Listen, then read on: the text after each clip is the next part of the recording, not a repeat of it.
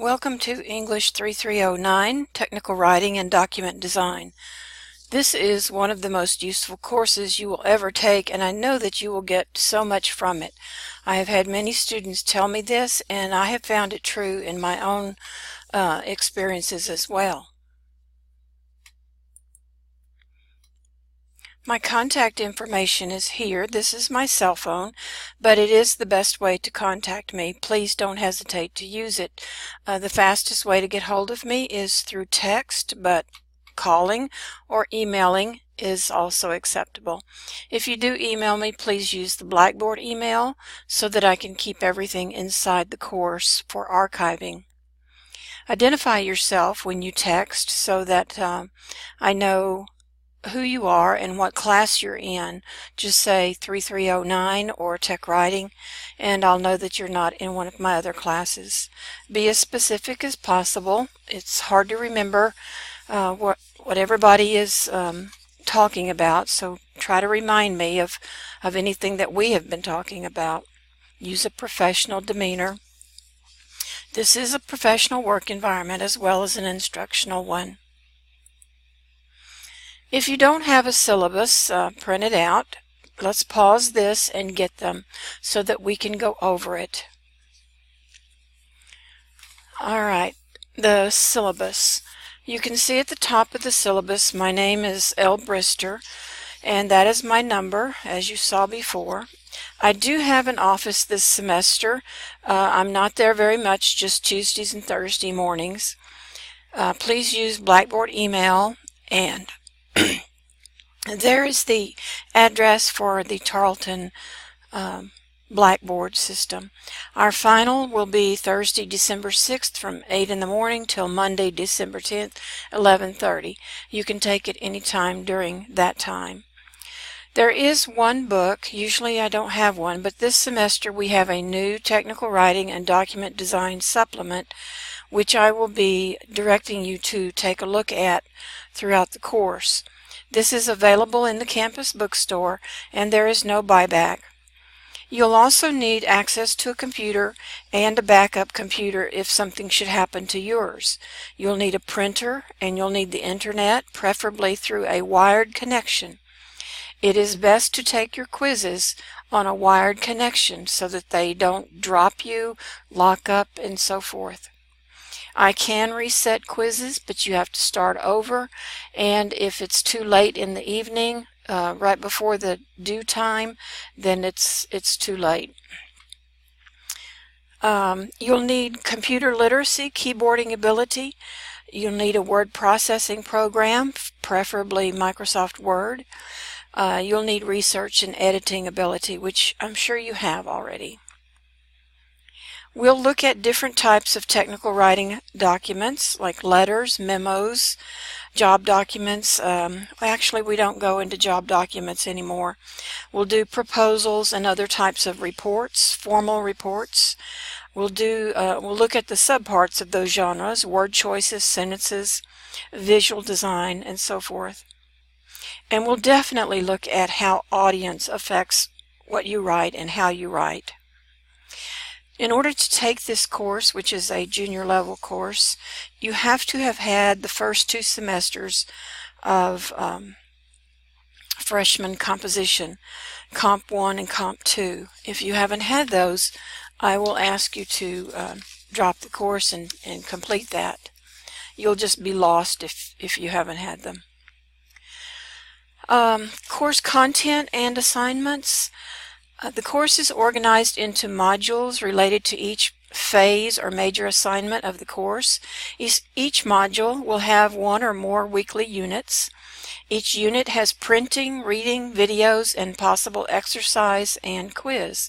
With the exception of the orientation module, all modules end with the submission of a major assignment. Not all units, but all modules.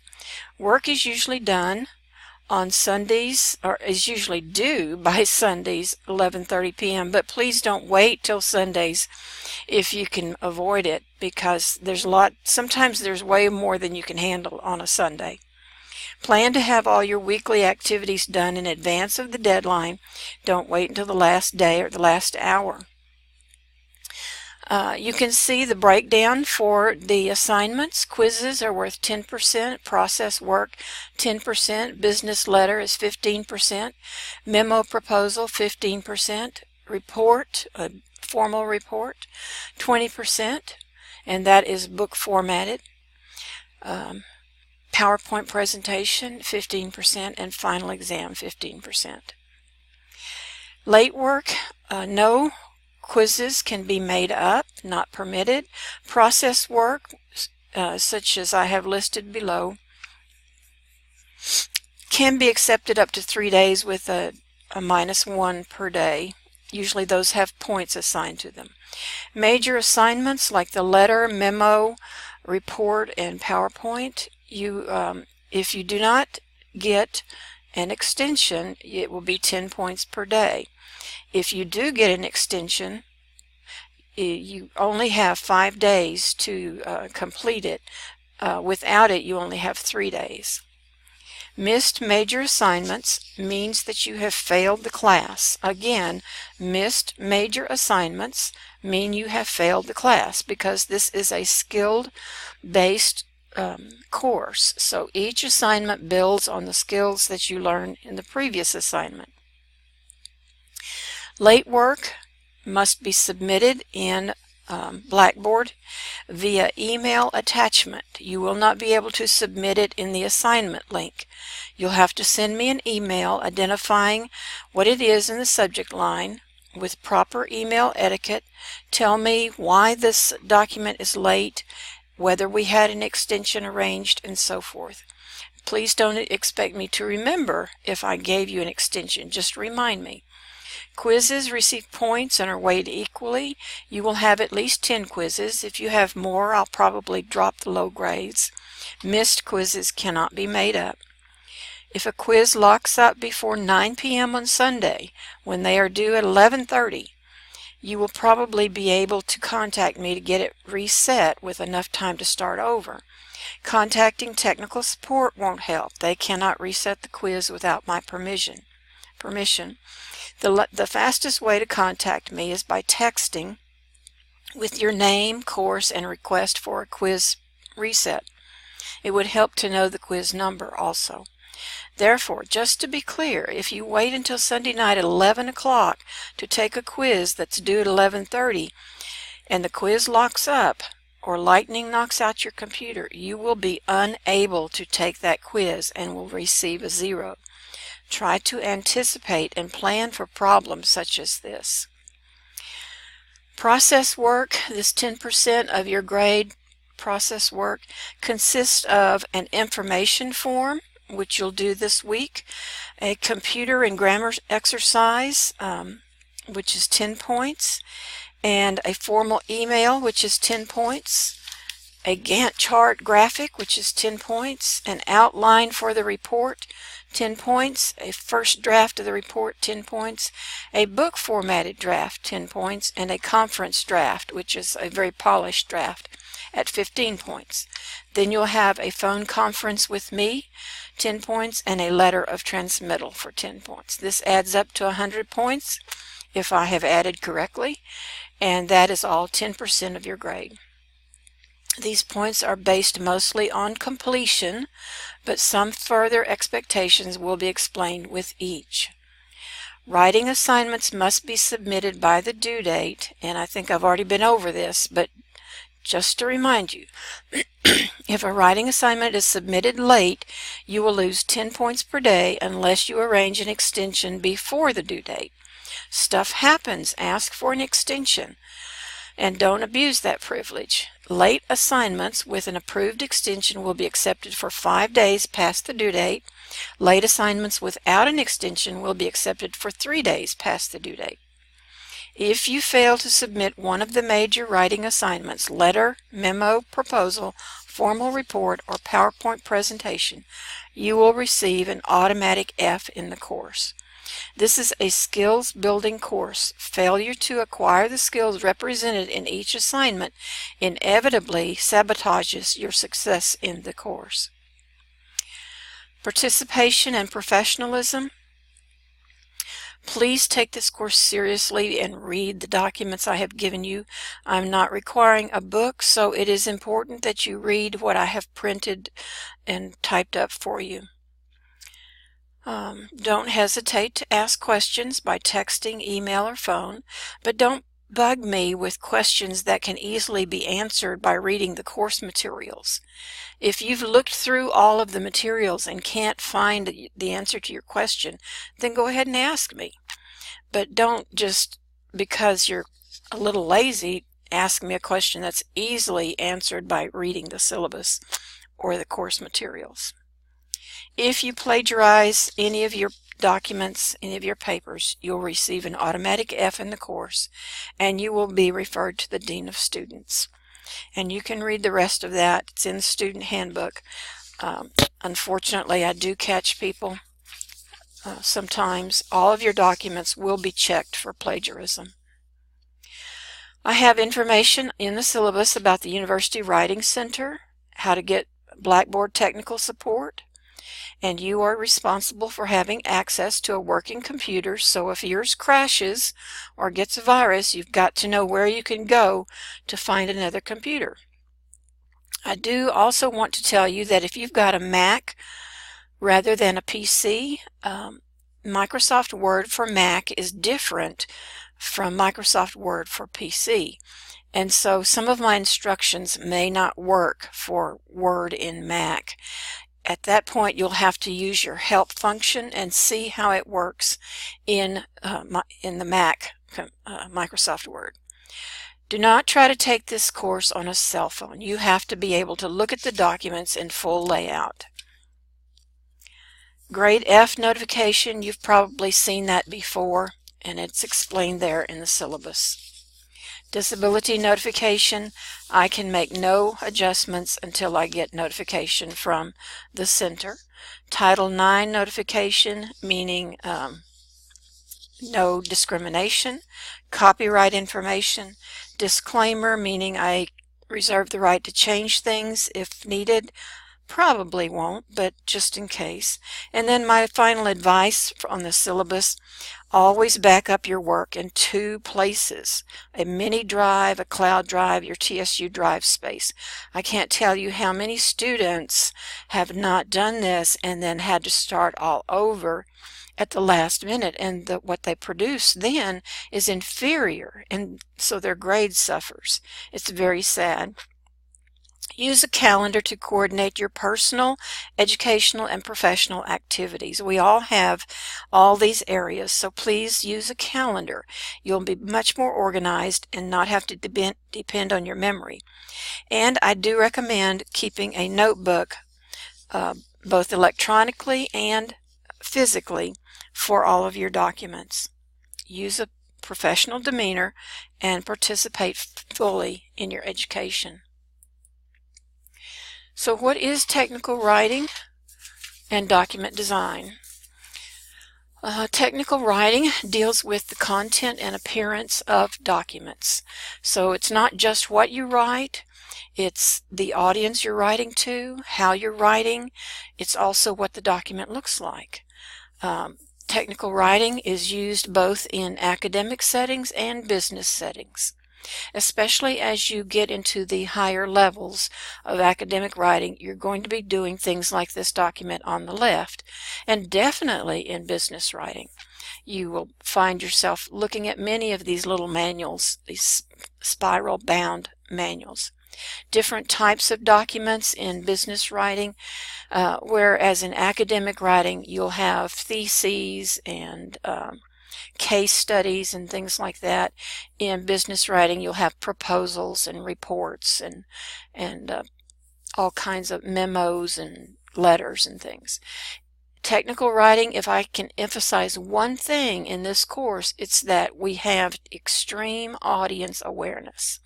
That means before you ever write anything, you think about your audience, you analyze your audience, everything you can possibly know about that audience. Who they are, their name, how old they are, what their profession is, what their title is, what their education is, what authority do they have, anything that you could learn about the audience would help you to write to that audience and to no one else. In other academic writing, lower level academic writing, we kind of write to a general audience, but with technical writing, we write to a specific audience. And often with technical writing, there is more at stake for the writer. It might mean, in academic arena, it might mean that you get your PhD if it's accepted, or it might mean that in business that you get the promotion or that you don't get fired. There's a lot more at stake in technical writing documents usually than in just general academic writing.